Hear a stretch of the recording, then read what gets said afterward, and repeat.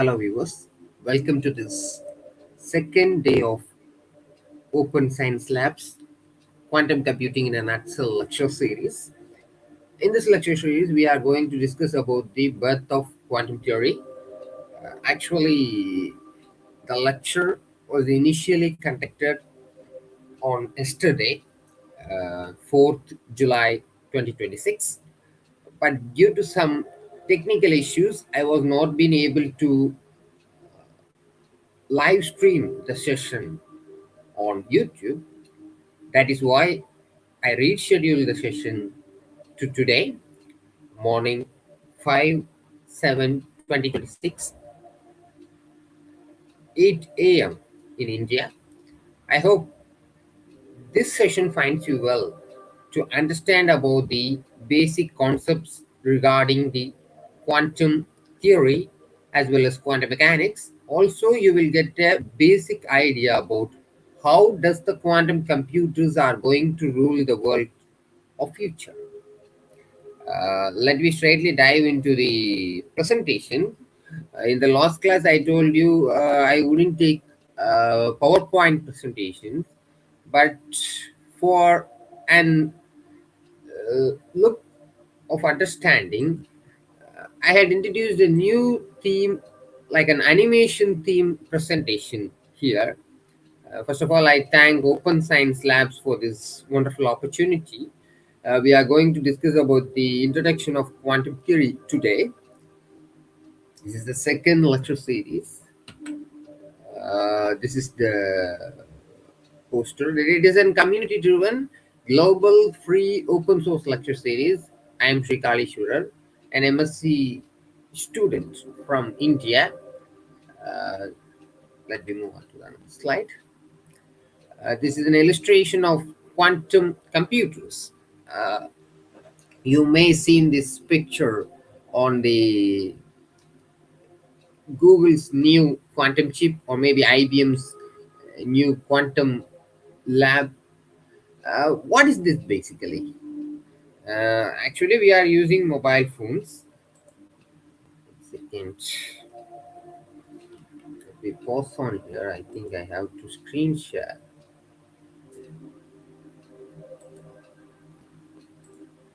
Sorry for that. Okay. But now the screen is visible. Okay. Let me begin from the starting. Quantum Computing in a Nutshell, lecture number 2, presented by Open Science Labs, which is an international open source organization which is focused really on developing open science tools and stuff. Today we are going to discuss about the quantum theory introduction. Let me move on to another slide. I am Sri Kalishwarar, an MSc graduate from Tamil Nadu, India. It is a community-driven, global, free, open source lecture series. Anyone can join, anyone can ask their doubts, and anyone can discuss what is going on here and there. Most of the people saw this picture maybe in a news or an YouTube video or somewhere else. If you're searching for a quantum chip, this representation will come here. Most of the people think why we are using a processor which can be placed anywhere else in your table. You don't even need a casing for your laptop. It can easily run. Then why does a computer need this kind of a structure, this kind of a laboratory to run? That is what is the complex things associated with the quantum computers. Most of the people thought that. Today we are going to discuss about it briefly. Let me move on to the another slide. I think this one.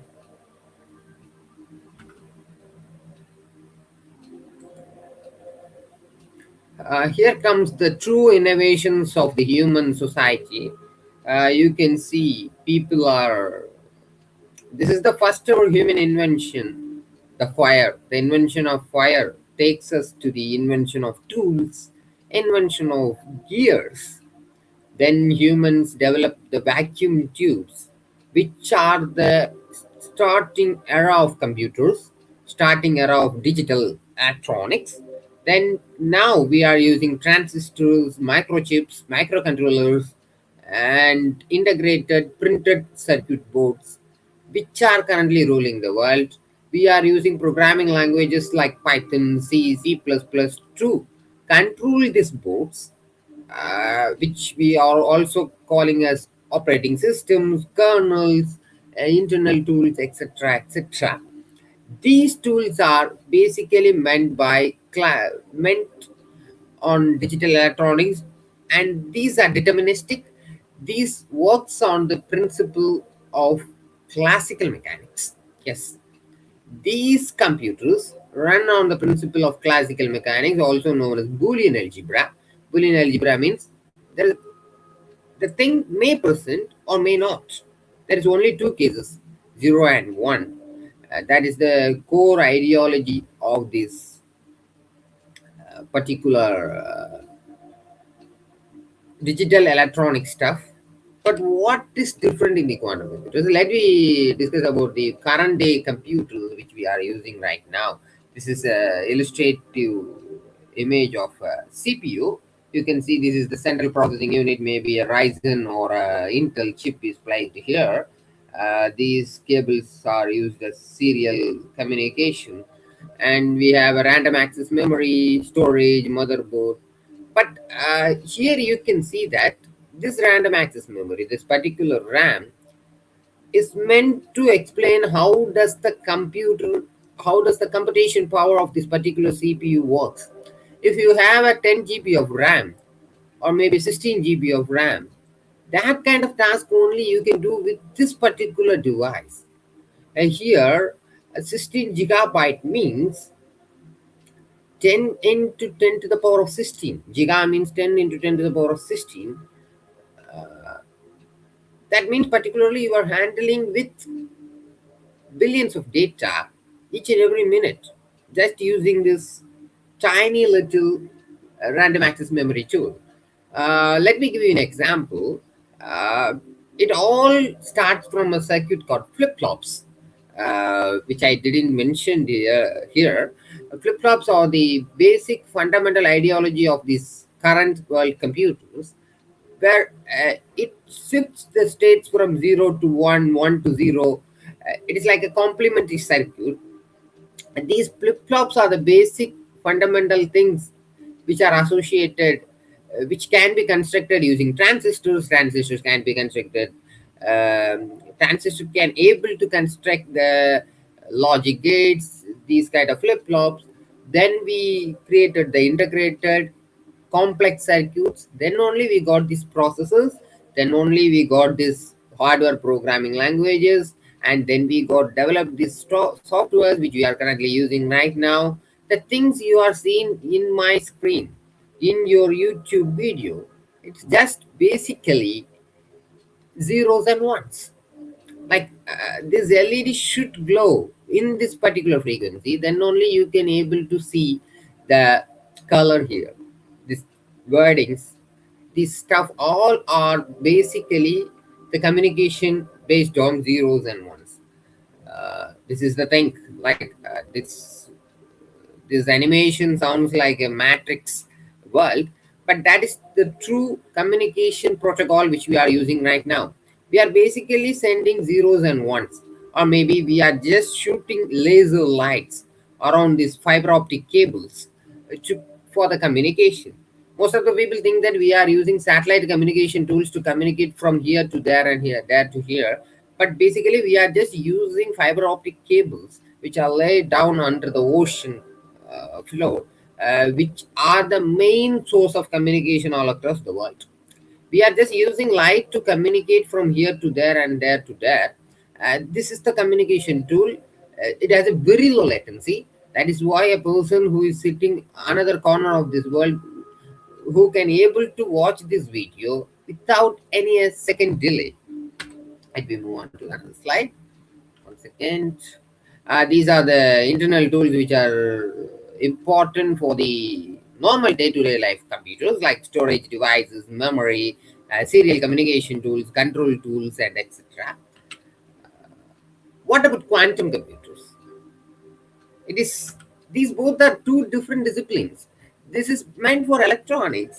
This is meant for wave equations. Why does we need a quantum level approach for normal day-to-day use computers?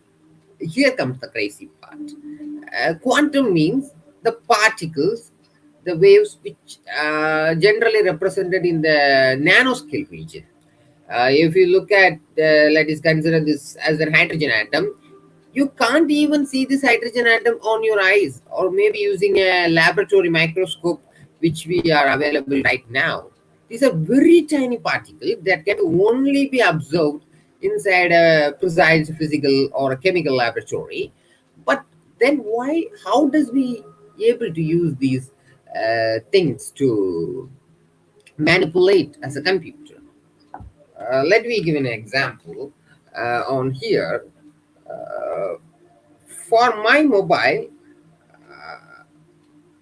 I have around 250 billion transistors in my device. 250 billion transistors inside my device.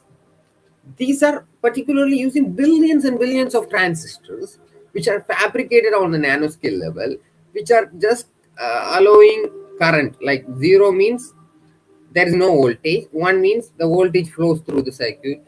These are just manipulating things. These are just manipulating the bits to storage data for the communication for things and everywhere. These are the basic communication protocols. It has a ton of flaws. It is comparatively slow for higher level scientific computations and simulations, which we not be able to do. That is why we're looking for a quantum computer approach.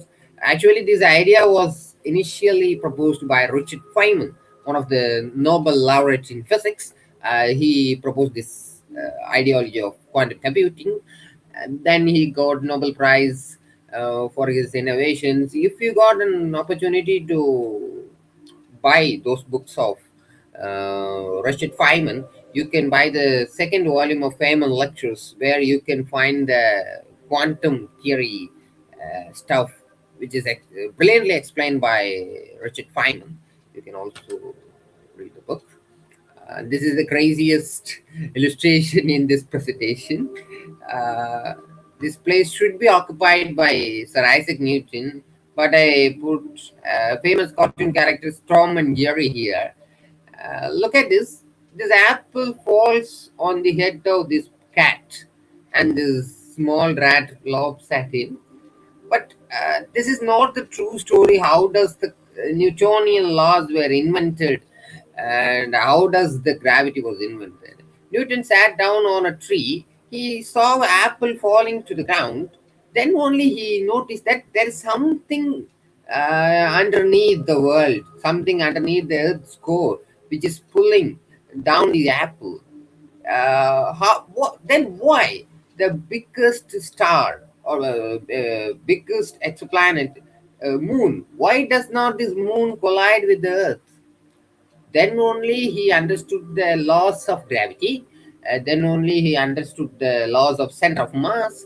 And then Kepler came into the action. He developed the arbitrary theory, the simple harmonic oscillators. These are the things basically based on the engines were developed afterwards. Because most of the people think that inventors invent the things without any prior knowledge, but you cannot even invent a single nail without using a precision physics. You may or may not aware about the physics laws which are truly available, but without you cannot even create a single nail by violating the laws of physics. Here comes the craziest part. The classical mechanics ruled the world for around 2 centuries. Actually, initially Newton proposed this theory in the later 17th century. Up until the 20th century, classical physics is the single dominant mechanics physical theory which able to explain everything in the world. Here comes the crazy part. Why does the classical mechanics fail? In the late 19th century, scientists tried to explain the black body radiation. What does it mean by a black body? Let you consider you are wearing a black outfit on a very summer day. I hope in the European countries they are facing summer waves, heat waves. On this particular day, if you are wearing a black outfit, uh, your body will get heated up drastically. Then why that is happening? Let me give you an example. Let me escape from this slide and let me give you an example. Here I have a pen here. This is a blue color Classmate pen, which is an Indian brand. Here you can see this pen is blue. How does it blue? I have a tube light in my room. The light, the white mercury spectrum or maybe a phosphorescent spectrum, incidence on this particular small pen, and this pen absorbs the white spectrum and it only ejects the blue wavelength and absorbs all of other wavelength, receives it and releases it as a heat. It doesn't even reflect all the spectrum incident on it. It absorbs all the spectrum and only releases, only reflects the blue light spectrum. Then let me back to our example. Then why does it mean about the black body? The black body is mean that the thing which can able to absorb all the spectrum comes into it and releases it instantaneously as heat. But an ideal black body is still a theory. It wouldn't be possible in the real world universe. But most of the people consider this black body representation. Let me give you an example. I didn't include it.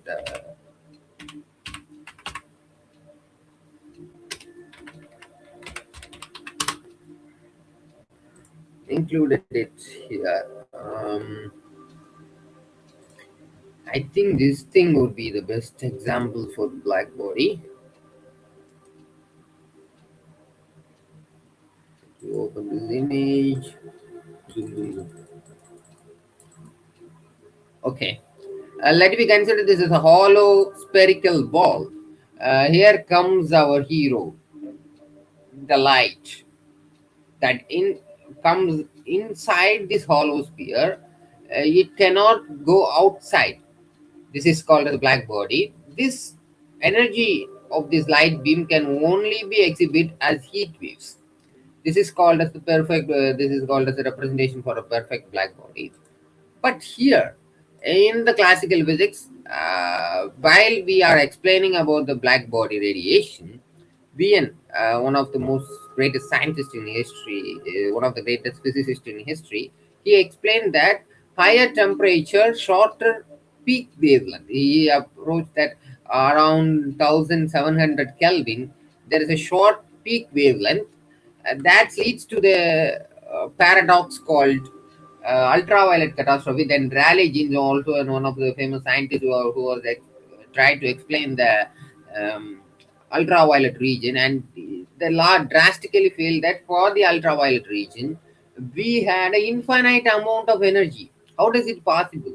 If some black body is emitting energy at ultraviolet frequency, it should emit infinite amount of energy. How does it possible? It violates the physical laws.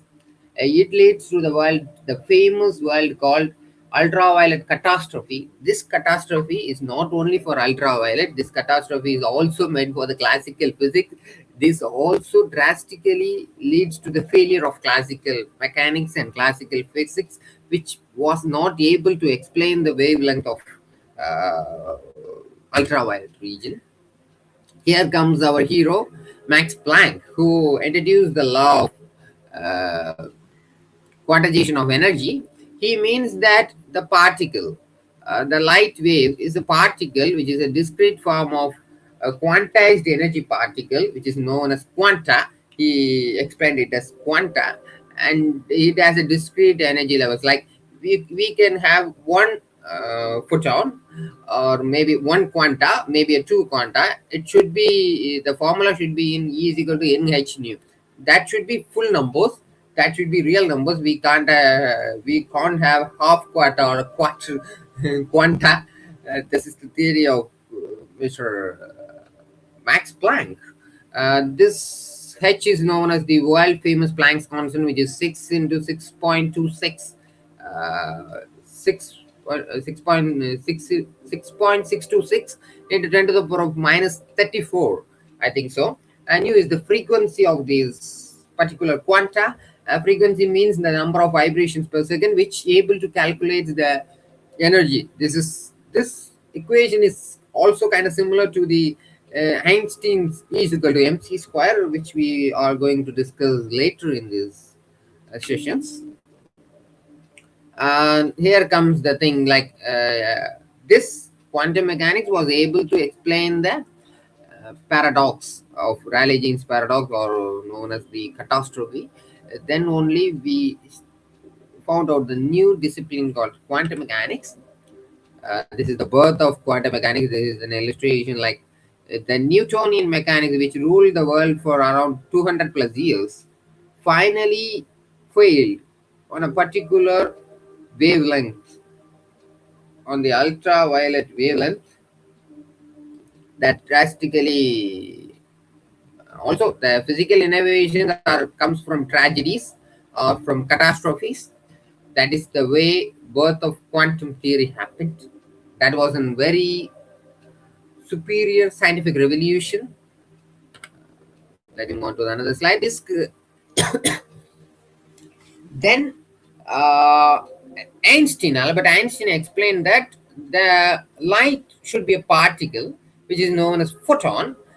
These photons, if a photon incident on a metal plate, which has a particular amount of energy, first of all,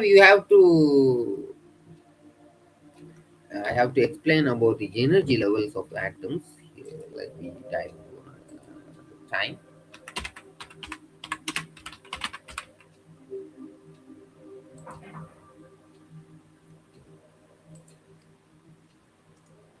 Let me dive into this image.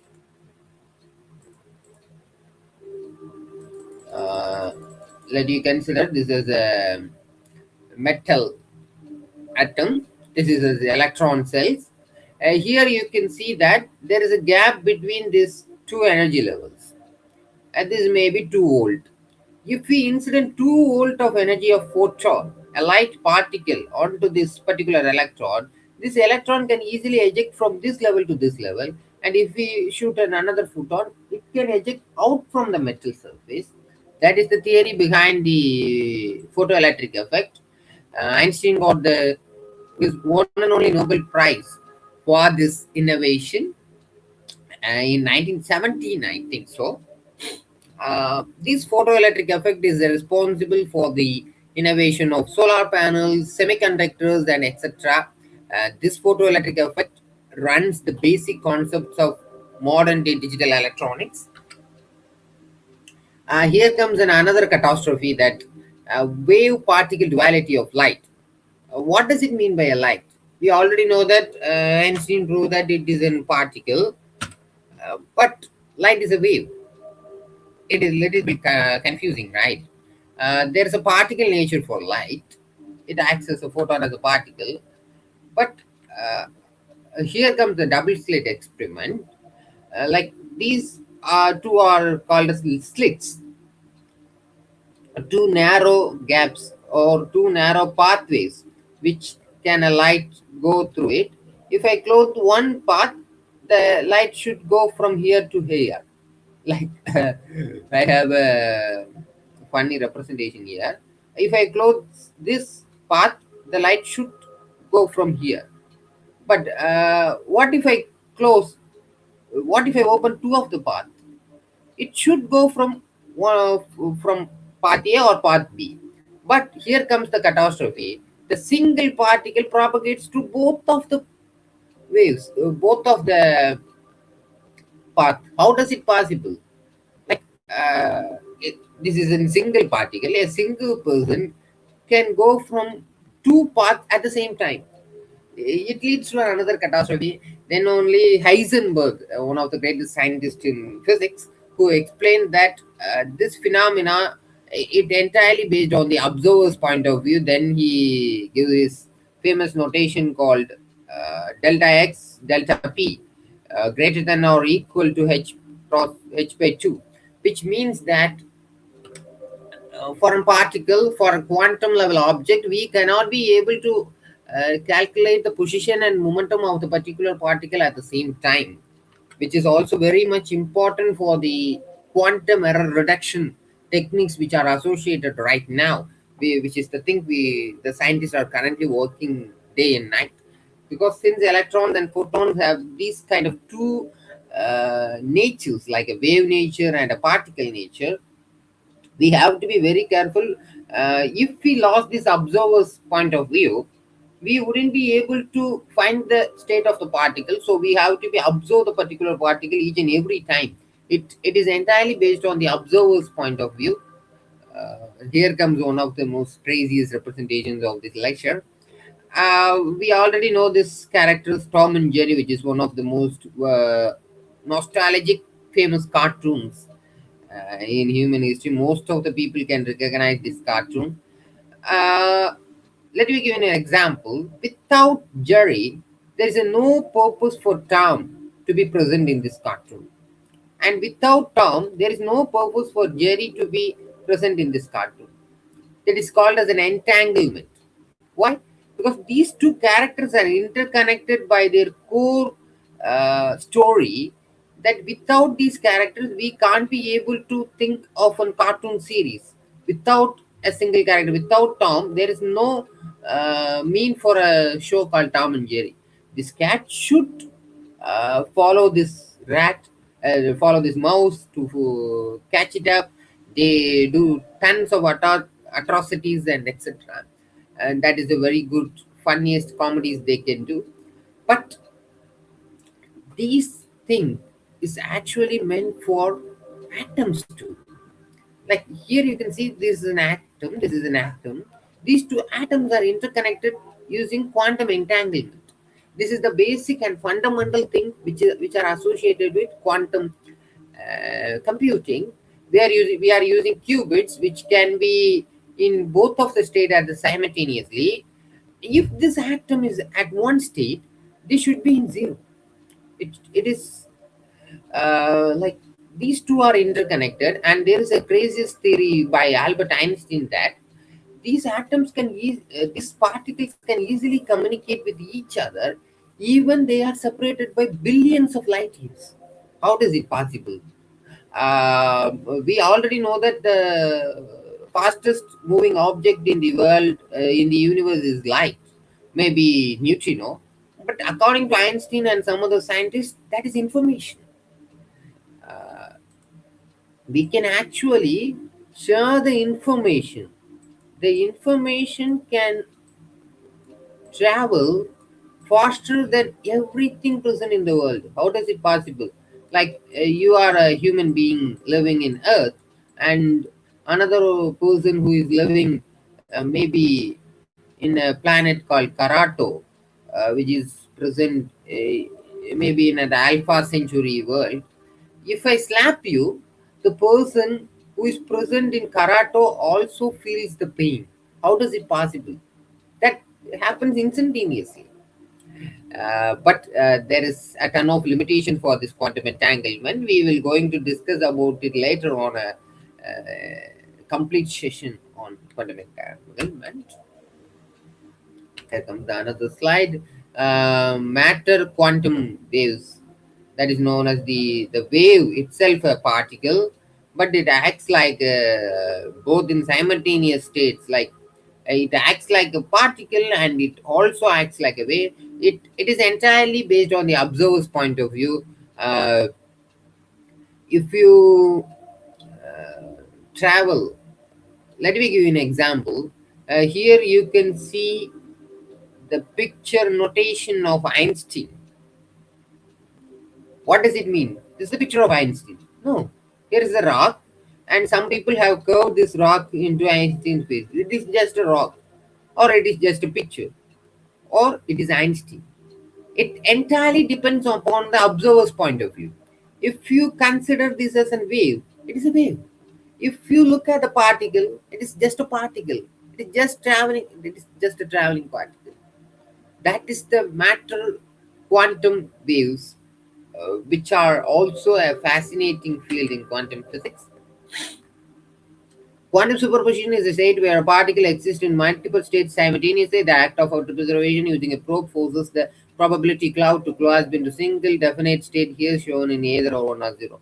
Actually, this probability cloud acts as a wave or a particle at the same time. But when we look at this, when we look far away, it acts like a wave. When we look closer, it acts like a particle. Let me consider wave as 1 and particle as 0. If we consider further, it acts like a particle. When we came back, it acts like a wave. But here in quantum computing, they are mostly using the spin of the electrons or the spin of the particles to represent what are they actually doing, which we are going to see in the upcoming classes with Bloch sphere and Hilbert spaces. Here comes the quantum tunneling, which are also a fascinating thing.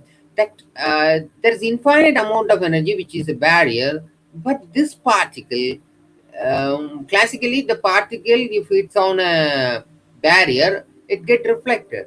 But in quantum physics, it can penetrate through the walls. How does it possible? This is also a fascinating field in quantum mechanics. We will also look at this quantum tunneling in the upcoming sessions, which are way too important for how we can trap an ion or atom or a particle inside a quantum chip. That is way too important for us. Why we need quantum computing? We already have a very good amount of classical computers which can easily able to communicate from here and there to there. They are possibly one of the most fastest communication tools which we are using, from transistors and for optical devices. But why we need quantum theory? These classical computers were not able to do high level simulations. Like if you want to do a simulation world, which is entirely possible of all the combinations, we cannot do it with a normal classical computer. We cannot do a very precise analysis or a mathematical series analysis. These classical and supercomputers would take hundreds of years. These quantum computers can do it within few seconds. How does it possible? Basically, it possesses both of the states. We already discussed the quantum superposition here. It can be present in both of the states. We need it can be accessed 0 and 1 at simultaneously. Then we can easily predict that this atom is present in 0 state and another one is 1 state. We can simultaneously, using just 2 qubits, we can simultaneously have 0 0 state, 0 1 state, 1 1 state. Like that, if you have 3 qubits, we can easily mimic 8-bit state. But for classical computers, we need hundreds of transistors to just to explain the 8-bit processor. For an 8-bit processor, we need thousands and millions of transistors for just an 8-bit processor. But for an 8-bit processor, in qubits, we need just a few qubits. We can easily represent 8-bit processing. That is the main advantage of quantum computers. Basically, we are just handling billions of transistors on our hand. We are using our mobile phones, but in the very future, we don't even really need this amount of transistors to be carried out, and the computation speed would be way too faster since we are using crystal oscillators in these classical computers, which can able to that may be a quartz crystal, which can able to vibrate. One second, let me move to this pen. This color would be perfect. Okay.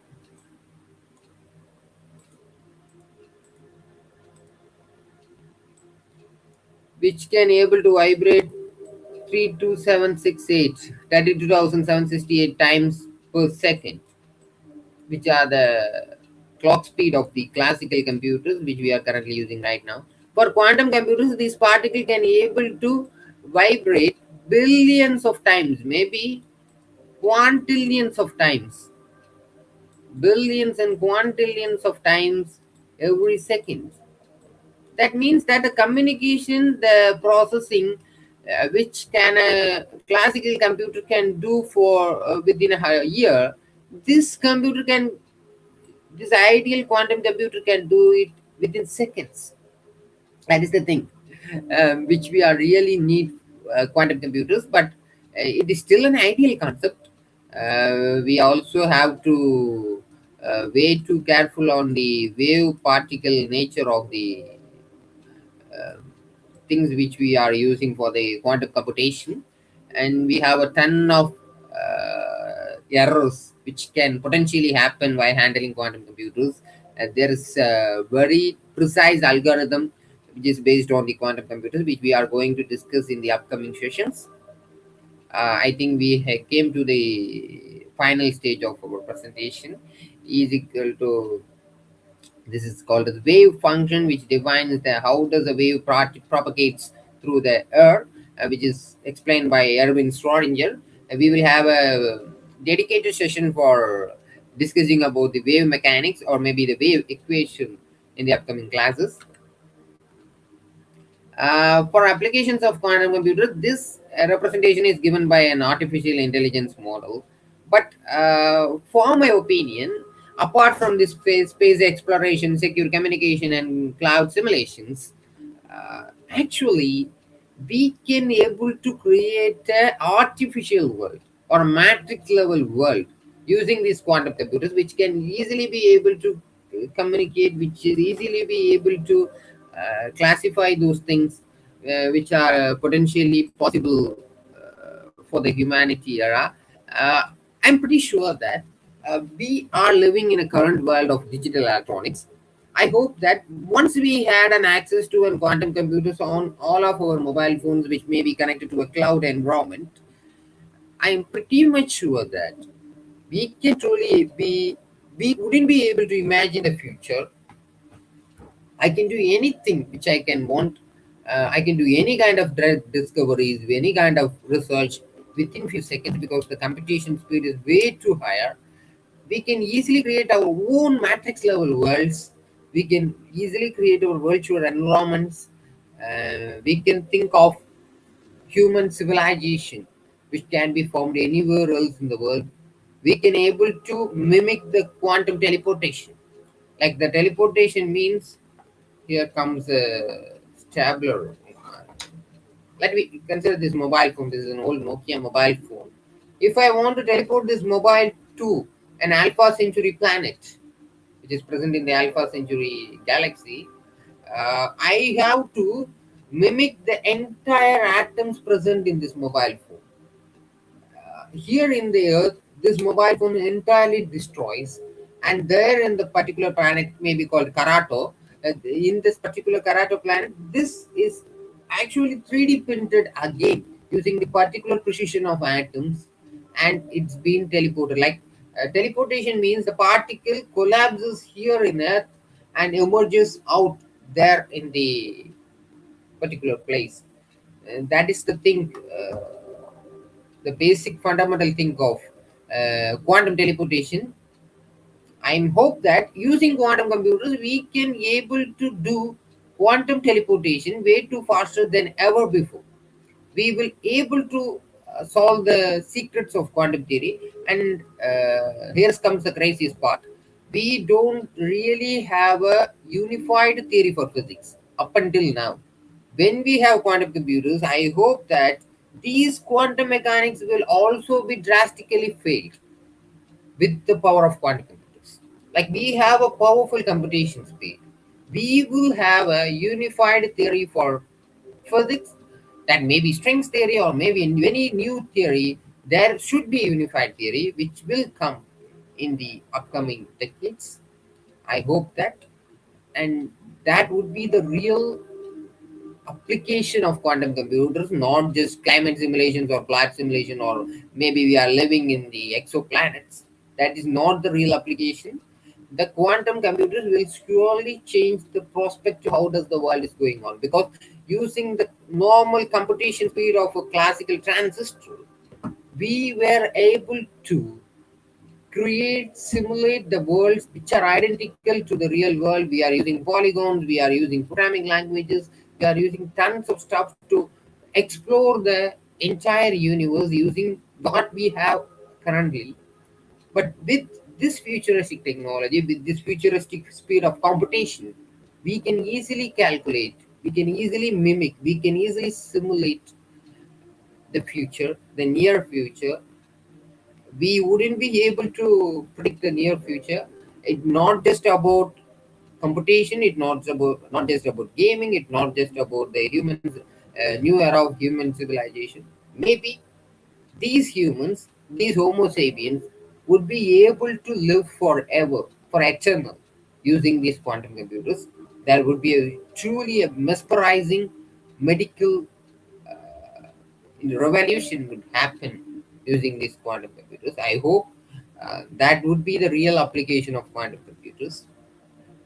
That may be a good innovation, or may it ended up in a tragedy. I hope it would give a very good meaning for the humanity. Let me move on to our last final slides here. These are the application. This is the difference between the classical bit zeros and ones. This is the difference between. We will explain this thing in the upcoming Bloch sphere model lectures. Future of computing, and these are the things that we have already discussed. In the upcoming sessions, we are going to discuss deeply about the concepts of quantum mechanics. Then only we will move on to the quantum computing side, where we are going to use QIS Kit, which is provided by IBM, which is an open source Python library, where you can easily able to mimic those quantum computers. Also using the Arduino UNO board and Raspberry Pi open source hardware tools, I will going to simulate the next lecture is scheduled on 10th of July 2026 at 10:15 p.m. IST, which stands for 22:15 IST. You can join on this lecture and discuss. And I will also do some hardware simulations for this Bloch sphere, for this particular thing, what is call it as Hilbert spaces and so on. And I hope this session would be way too useful for everybody. Basically, here's the funniest part I have to share. This session was already conducted. This is also called as a superposition or maybe a paradox. I have already conducted this session. I have already taken all this stuff yesterday night. And then only I figured it out. I forgot to make the I forgot to make the live on YouTube. Then only I hear find it out that I have to do it once again for those audience who they watch this session on YouTube.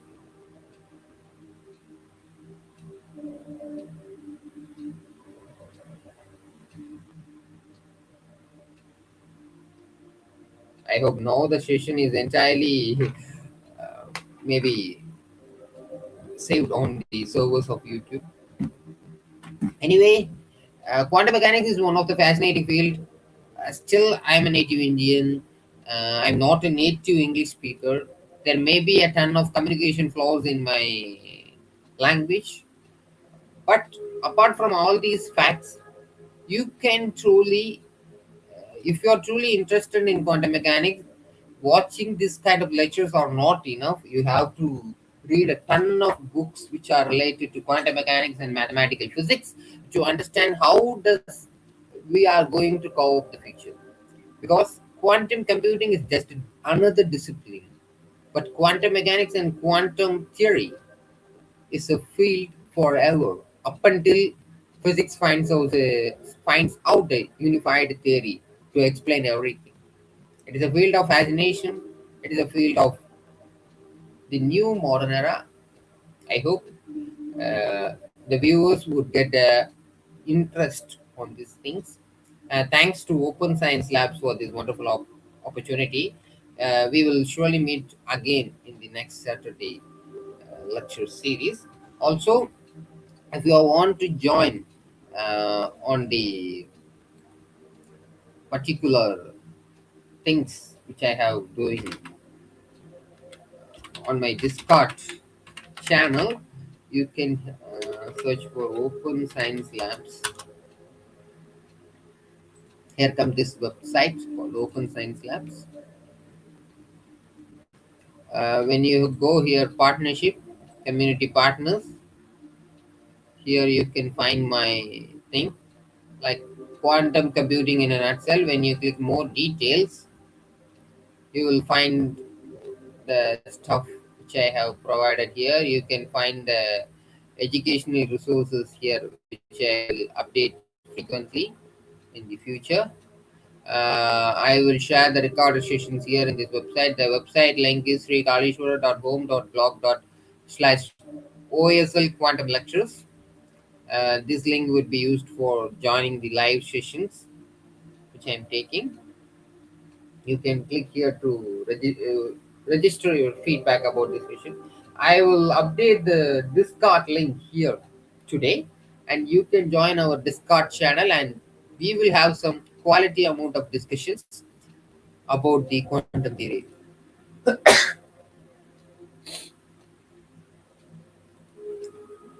Anyway, thank you for meeting again in this wonderful session.